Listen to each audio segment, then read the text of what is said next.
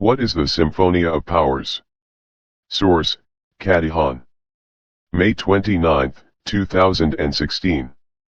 The origins of the orthodox doctrine of the Symphonia of the Church and State, or rather Church and Kingdom, Empire, can be found even in the epistles of the Holy Apostles. But, in fact, it is not only about the state, but also about the emperor.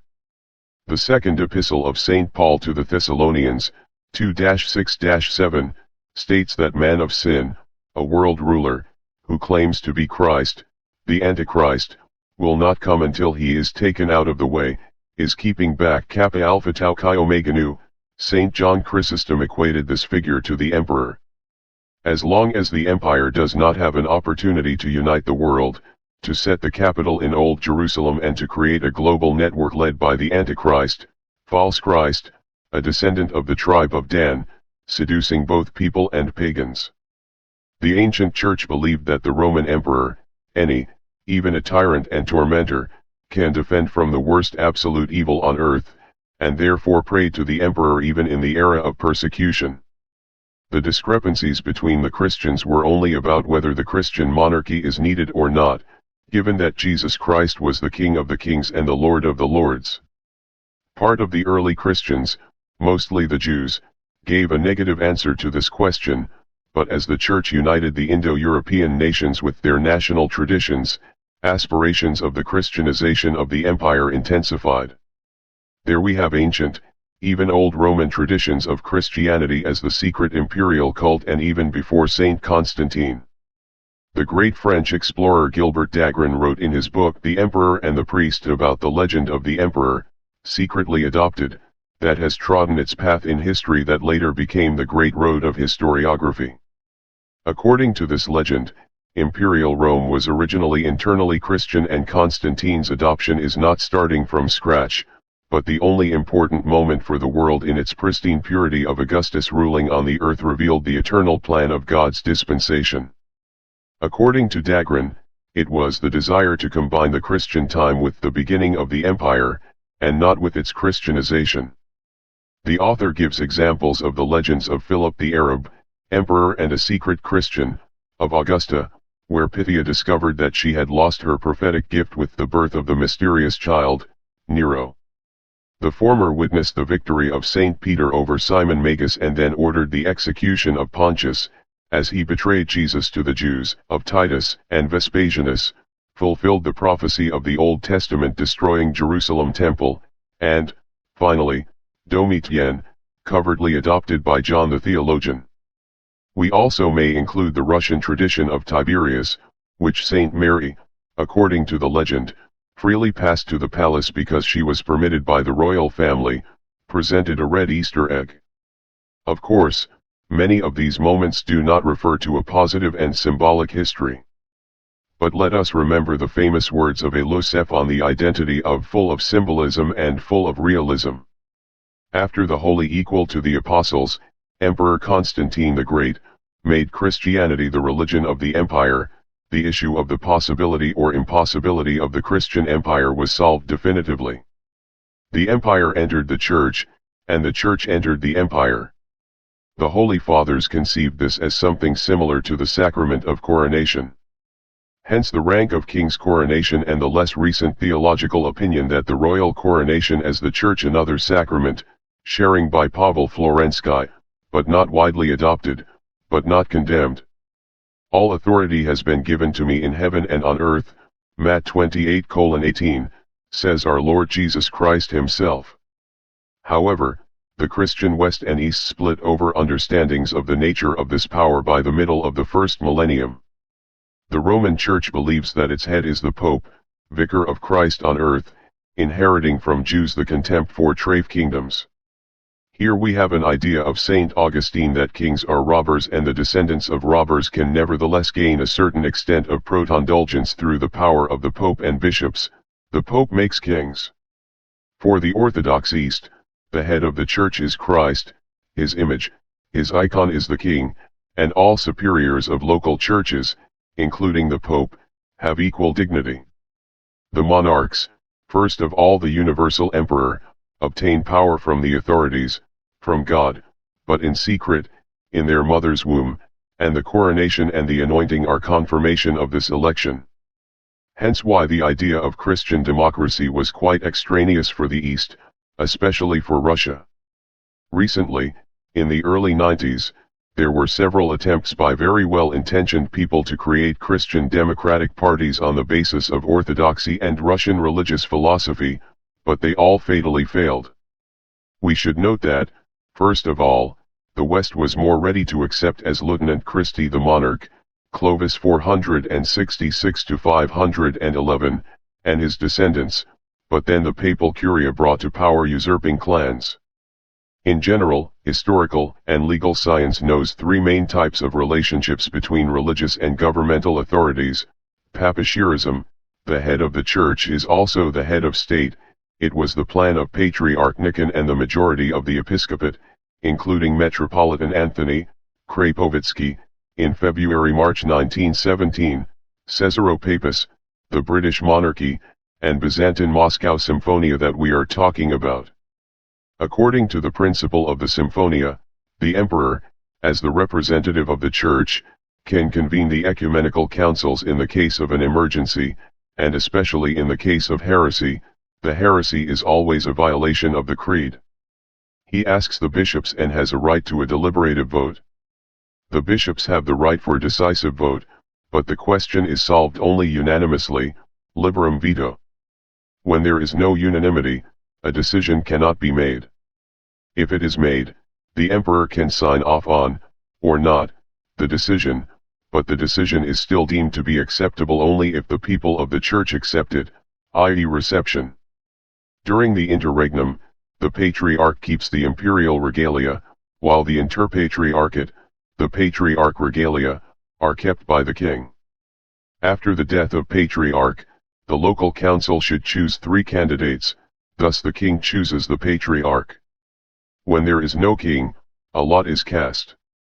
This is the canonical and traditional order of election of the highest persons of the empire and the church, or rather, the church empire, the Symphonia kingdom, where the secular and church powers are in harmony and cooperate, by analogy with the divine and human nature of Jesus Christ, acknowledged in 2 natures. The 6th novelle of Saint Emperor Justinian for Epiphany Patriarch says, "The greatest gifts among men, made by supernal kindness, are priesthood and sovereignty, of which the former is devoted to things divine, and of which the latter governs human things and has the care thereof. Both proceed from the same beginning and are ornaments of human life. Nothing, therefore, should receive the same attention at the hands of emperors as the dignity of priests, seeing that they always supplicate God even on behalf of themselves, the emperors. If one is blameless in every respect, placing trust in God, and the other rightly and becomingly ornaments the slate delivered to him, there will be splendid harmony which will give to humanity whatever is for the best. Our greatest solicitude, therefore, is as to the true dogmas relating to God as to the honor of the priests. If they guard this, we are confident that through it God will shower much good on us, that we shall, not only, firmly retain what we have, but further obtain what we do not have as yet." John I Tsimisks, 925-978, wrote, "I recognize 2 principles in this life and the situation here below, the priesthood and the empire. The Creator handed to the first the care of the souls, and to the later the government of bodies, in order that one part would not limp, and the balance completeness be preserved. There, we should have brief, but important chronological digression. The orthodox political scientists, primarily Russian, had been engaged in polemics with the Catholic and Protestant theologians for a long time, who believed that royal power and the empire are the results of some indulgence in weakness and even the crime of being a human. Criticizing this view, Lev Tikhomarov wrote, "Protestantism has the common idea that if the Bible doesn't approve the royal power it is, according to the words of the Bible, the sin to God." Precise and impersonal historian Schlosser explicitly states that the establishment of the kingdom is sharply contradicted by the laws of Moses, when God is the only head of state. It is hard to understand how people who read the Bible could repeat it. According to Tikhomarov, we can find in the Bible God's consistent attitude to the dispensation of various aspects of personal and social life, according to the divine law. At the end of this dispensation, the state is in its place, but not before the society is ready for it. The reference to the Old Testament is unlikely in general to be relevant to the Christian state, as it was mentioned in the Sermon on Law and Grace by Metropolitan of Kiev Hilarion, Saint Nikon of Kiev-Pechersk, as the faith is fertile, spread throughout the land and came to our Russian people. And the legalistic lake dried up, the gospel source was filled with water and conquered all the land and spread to us. After all, now we together with all Christians glorify the Holy Trinity, and Jews keep silence. We must remember that, moreover, on the basis of a distorted reading of the Old Testament, especially the book of Judges, the whole sense of which is that in the era of judging not only the royal power, but also the church, didn't exist. Thus the West formed the idea of clericalism, the power of the clergy on the earth, inevitably entailing the approval of the principle of Christian democracy. Clericalism is a perversion of the Old Testament theocracy, which subsequently turned into Islam, that transform into anti-government and anti-creed heresy on the basis of Christianity and, in everyday life, into blatant abuse contrary to the original Christian morality with its apotheosis of chastity, self-denial, and sacrifice. Leftik Hamarov wrote on this subject, "It is usually the perversion only under hierarchy that creates the kings of the church, luxuriant lords or landowners and merchants, who have a whole organization of his henchmen, owning something too, and they demand a privilege, special laws, jurisdiction to the state, etc. But as far as state interest and the Christian duty of the monarch's claim to be an obedient son of the church from him, thus he is like the monarch should be afraid of hierarchy, clericalism, and every dive of the church organization in worldly interests." In 1393, the Patriarch of Constantinople Anthony, explaining in his message to the Moscow Grand Prince Vasily Dmitrievich the value of a universal Orthodox empire, wrote, "Holy King holds a high place in the church, not like the other local princes and sovereigns. Kings strengthened at the beginning and confirmed piety in the whole universe. The kings gathered ecumenical councils. They also reaffirmed their adherence to the laws that say the divine and sacred canons of right-wing dogma and on the improvement of the Christian life and labored against heresy. Finally, the kings with their councils regulations determine the order of episcopal church and set the boundaries of the metropolitan district and episcopal dioceses. They have a great honor and occupy a high place in the church for all these. At every place, wherever there are Christians, the king's name is remembered by all patriarchs, archbishops, and bishops, and this advantage is not for any other princes or sovereigns. It is not possible for Christians to have a church and not to have a king. As the kingdom and the church are in close union and connection with one another, and it is impossible to split them from each other. Listen to the Supreme Apostle Peter, speaking in the first epistle, fear God. Honor the king. 1 Peter 2:17. He did not say kings, that someone did not mean just the kings of different nations, but king, mentioning that the king is the only one in the universe. The most important point is that the king is the only one, and the patriarch is not. The patriarch title appeared in the 5th century, and was a church leader of the province as a part of the empire. In 3 rank of hierarchy, he didn't have his own place. There is the sacred Sugubitsa of Patriarchs of Constantinople, Ecumenical, of Alexandria, also with the Pope title, of Antioch, of Jerusalem, and of Rome, Pope, Patriarch of the West. They all were within the empire, and the emperor was a mediator between them. After the dissolution of Rome in 1054, the place of the Pope remains free, and only in 1589 was there the Patriarch of Moscow and all Russia. The Byzantine Empire didn't exist here anymore. The Moscow Patriarch, although formally replacing the Pope, wasn't considered as the first, as one of Roman and of Constantinople, ecumenical, was, but the 5th. Fighting for the creation of a Moscow Patriarchate began in the next century under Alexei Mikhailovich and Patriarch Nikon, which I will explain to you later. The Ferraro-Florentine Union, 1438 to 1445, in which the imperial power, in fact, replaced the orthodoxy, although the synod named the imperial, was legitimate, but it was saved only by Saint Mark of Ephesus' vote and ended Second Rome. The Russian time begins. Moscow comes into Roman dignity as the only world's independent of external Union Orthodox kingdom. At the same time, which is extremely important, it is not a linearly mechanic temporary continuation, but an upgrade of Second Rome.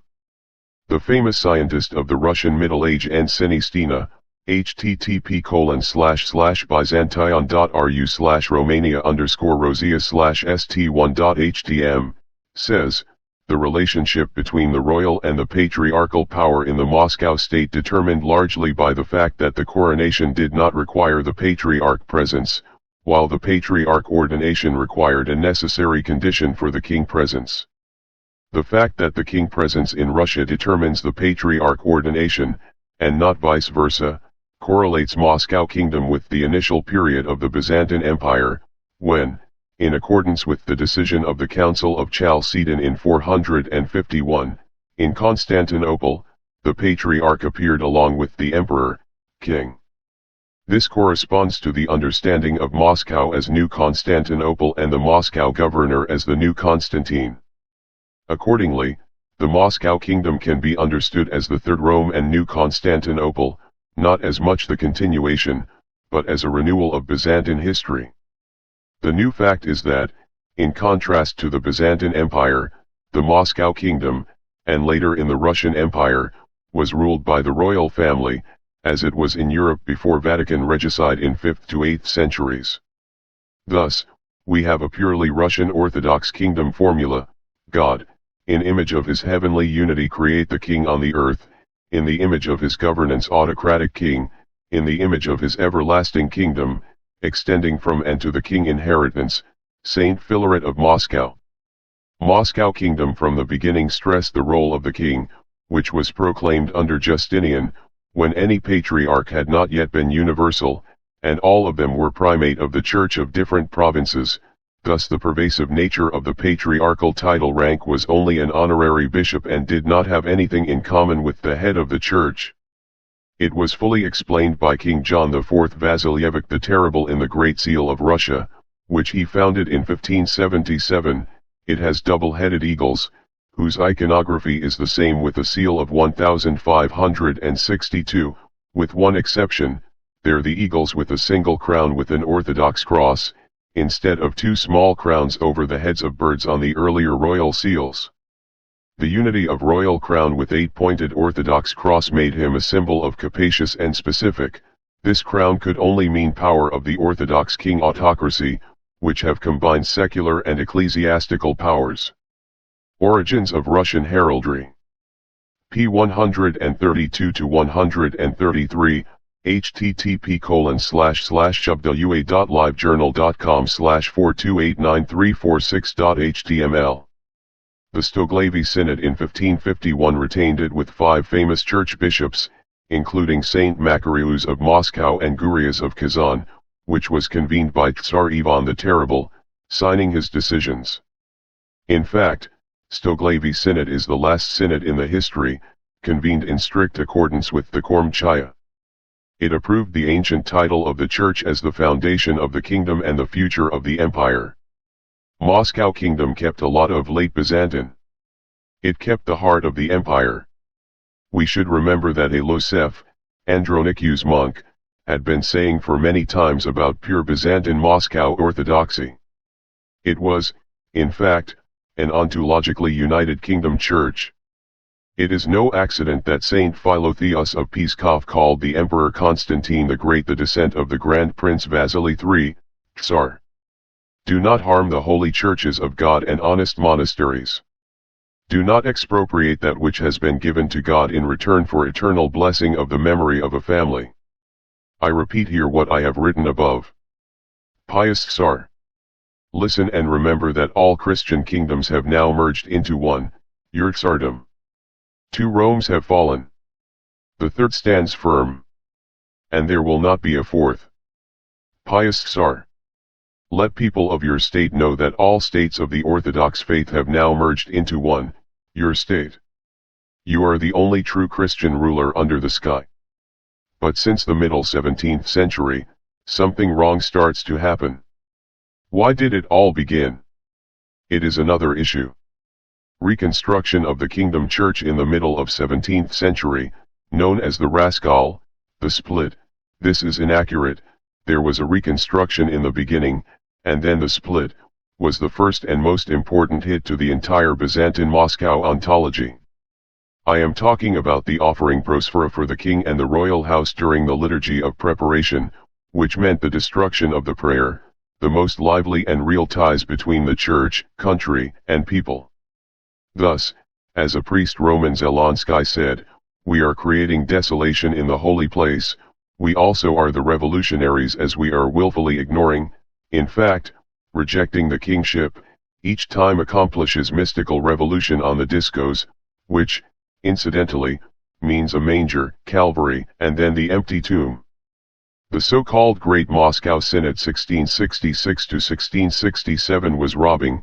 Its decisions are considered as mistake by the local council of the Russian Orthodox Church in 1971, not because the king called it without the patriarch, but because the Eastern Patriarch, who was present, was at that time without location, and imposed vows and bans on the ancient Russian liturgical rite, used by Russian saints from Saint Vladimir to Saint Patriarch Hermogenes. But all the same inner buckles were preserved. Somehow in the 18th to 19th centuries, they remained important for imperial, Third Rome Kingdom Church unity, the correct sacrament fulfillment, Eucharist, hereditary, dynastic of imperial power and peasant community. Despite all the changes, the unity of the kingdom and the church remained the official ideology during the St. Petersburg period. The collection of laws of the Russian Empire protected the church and was special. The Orthodox Church proclaimed to be leading and dominant. The Russian emperor could not profess any other religion than the Orthodoxy. He was regarded as the supreme protector of the Orthodox Church and the guardian of orthodoxy. In 1905, at the will of the Emperor Martyr Nicholas II, the reconciliation with the old believers started. Without it the Symphonia could not exist. The most disgusting thing was a different event. The overwhelming majority of Russian church leaders welcomed the February Revolution and blessed the provisional government, hoping that the overthrow of the monarchy would lead to some recovery of a theocratic, actually hierocratic, system on biblical models. The 2 centuries of seminary training with Protestant books made it, but in fact, not only it. Last but not least was the role played by a hierarchy hobby, including those of the best of them, like Saint Andrew of Ufa, Prince of Ufa, with ontology of the Book of Judges and the Old Testament in general. The clericalism in general is not the Orthodox teaching. They rejected our Lord Jesus Christ, who said, "My kingdom is not of this world," and it is not accepted by the ecumenical councils, the Church's traditions, and canonical right. You can talk about the clericalism in Roman Catholic teaching, but not in Orthodoxy. However, each class has its own sins. However, the history of his word said the stiffness of the Soviet regime was 100 times harder than all the imperial restraints of all ages, and the official ideology of the Orthodox country, paradoxically, was declared to be militant atheism, however with distinct features of religious faith, despite the fact that most of its ideologues had little in common with the Russian people. In fact, primordial Russian belief manifested in the kingdom of truth and in rejection of bourgeois indifference. Meanwhile, entirely paradoxical, unexpected, in spite of the revolutionary chaos and communist ideology, the Soviet Union, since 1930s, became more and more traditional for Russian society, and the Russian people, despite formal atheism, retains the features and the moral foundations of the Orthodox people roughly until the end of the 1950s and early 1960s. It was promoted by the short period of spring of the Church in 1943 to 1956, connected with the victory over the European aggression and the restoration of the Patriarchate. But since the Khrushchev thaw, the westernization of life has led to the collapse of the Soviet Union in 1991, and the westernization of consciousness touched even the church, and the faithful, especially among the intellectuals, for whom the religious faith is increasingly identified with the political opposition and the liberal aspirations.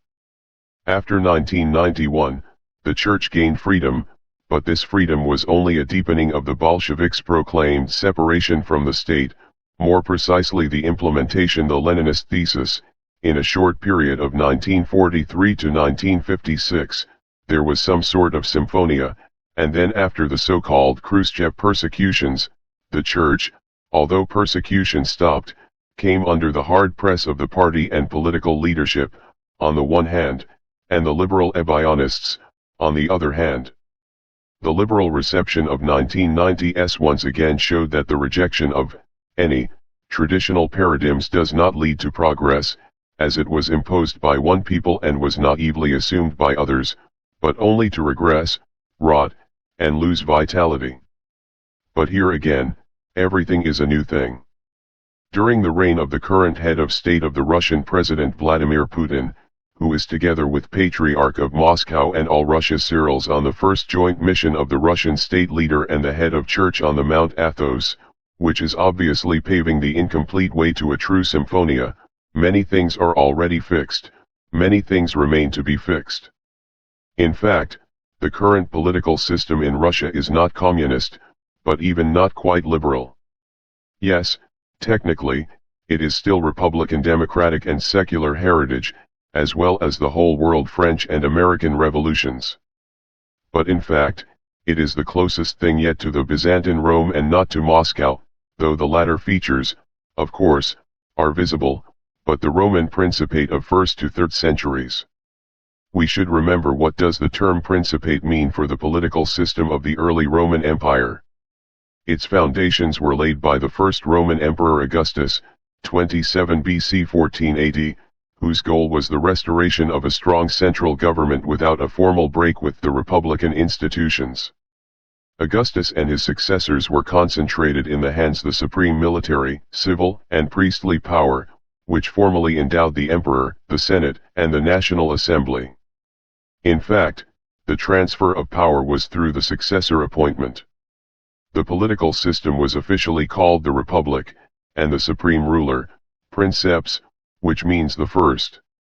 This arrangement provided so-called August's world for 2 centuries.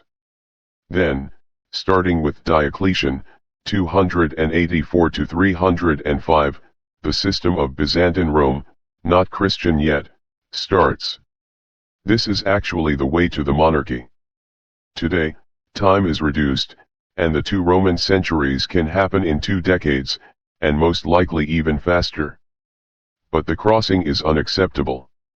The disruption is worst of all.